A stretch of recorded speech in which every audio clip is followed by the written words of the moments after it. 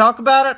Every minute made it harder to do what I'd promised at my baptism. Shoot, cut, choke, bleed, or jump. The world was passing by so fast, outside the car, my eyes went goofy. The caseworker said, "Your life has been a miserable nightmare up to now, but you're going to be okay. Are you hearing me? Be patient and you'll be just fine." This was almost 10 years ago, and I'm still waiting. The easy thing to do is give her the benefit of the doubt. Jump ahead 10 years, and not much has changed. 10 years of therapy, and I'm still in about the same place.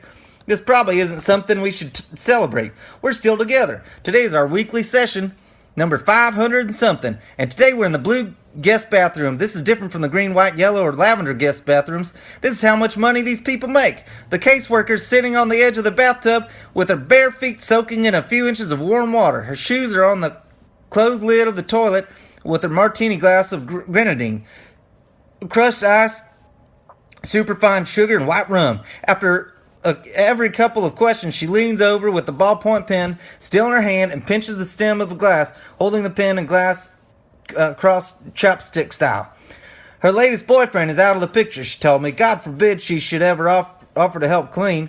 She takes a drink, she puts the glass back while I answer. She writes on the yellow legal pad, rested on her knees. Asks another question. Takes another drink. Her face looks paved under a layer of makeup. Larry, Barry, Jerry, Terry, Gary, all her lost boyfriends run together.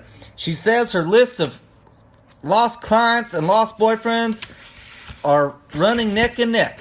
This week, she says, we've hit a new low, 132 survivors nationwide, but the suicide rate is leveling off. According to my daily planner, I'm scrubbing the grout between the six-sided little blue tiles on the floor. This is more than 1 trillion miles of grout. Laid end to end, just the grout in this bathroom would stretch to the moon and back. 10 times, and all of it's shitty with black mildew. The ammonia I dip toothbrush in and scrub with, the way it smells mixed with her cigarette smoke, makes me tired and my heart pound. And maybe I'm a little out of my head. The ammonia, the smoke, Fertility Hollis keep calling me at home. I don't dare answer the phone, but I know for sure it's her. Have any strangers approached you lately, the caseworker asks. She asks, have you gotten any phone calls you describe as threatening? The way the caseworker keeps asking me stuff, with half her mouth clamped around her cigarette, looks like the way a dog would sit there drinking a pink martini and snarling at you. A cigarette, a sip, a question, breathing, drinking, and asking. She demonstrates all the basic applications for the human mouth. She never used to smoke, but more and more she tells me she can't stand the idea of her living to a ripe old age. Maybe, if just one little part of my life was working out, she tells a new cigarette in her hand before she lights up.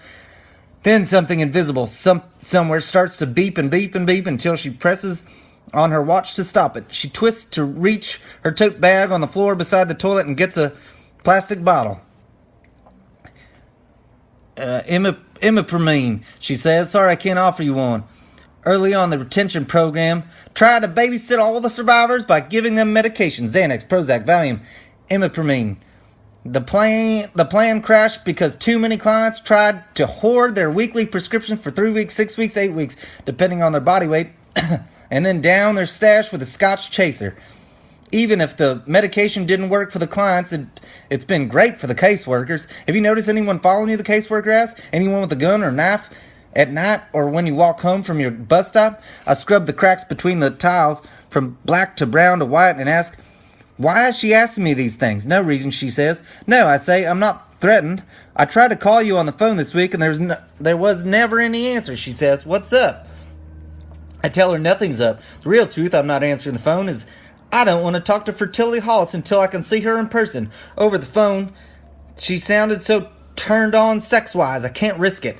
Here I am competing with myself. I don't want her falling in love with me as a voice on the phone while at the same time she's trying to ditch me as a real person. It's best if she never talks to me on the phone ever again. The living, breathing, creepy, geeky, ugly me can't stand up to her fantasies, so I have a plan, a terrible plan, to make her hate me and at the same time fall in love with me. The plan is to unseduce her, unattract her. When you're not in your apartment, the caseworker asks, does anyone else have access to the food you eat? Tomorrow's my next afternoon with Fertility Hollis at the mortuary. If she shows up, then the first part of my plan will get off the ground. The caseworker asks, have you gotten any threatening or unexplained mail? She asks, are you listening to me? I ask, so what's with all these questions? I say, I'm going to drink this bottle of ammonia if she won't tell me what's going on. The caseworker checks her watch. She taps the point of her pen on her tablet and makes me wait for her to take a puff on her cigarette and blow out the smoke. If she really wants to help me, I tell her and I hand her a toothbrush. Then she needs to start scrubbing. She puts down her drink and takes the toothbrush. She rubs back and forth over an inch of grout on the tiled wall beside her. She stops and looks, scrubs some more. She takes another look. Oh my gosh, she says, this is working. Look how clean it gets underneath. With her feet still soaking in a few inches of bath water, the caseworker moves around to reach the wall better and scrubs some more. God, I forgot how good it feels to get something accomplished. She doesn't notice, but I've stopped. I sit back on my heels and watch her really attack the mildew. Listen to me, she says, scrubbing in different directions to follow the grout around each little blue tile. None of this might be true, she says, but it's for your own good. Things could be getting a tiny bit dangerous for you. She isn't supposed to tell me, but some of the survivor suicides are looking a little suspect. Most of the suicides look fine. The majority are just normal, run-of-the-mill, everyday garden variety suicides, she says.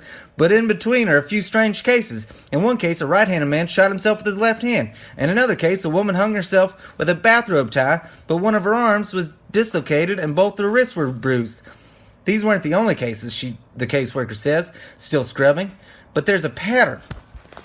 At first, nobody in the program paid much attention, she says. Suicides are just suicides, especially in this population. Client suicides come in clusters. Stampedes. 1 or 2 will trigger as many as 20 lemmings.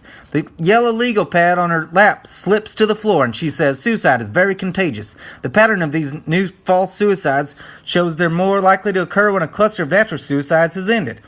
I ask, what does she mean, false suicides?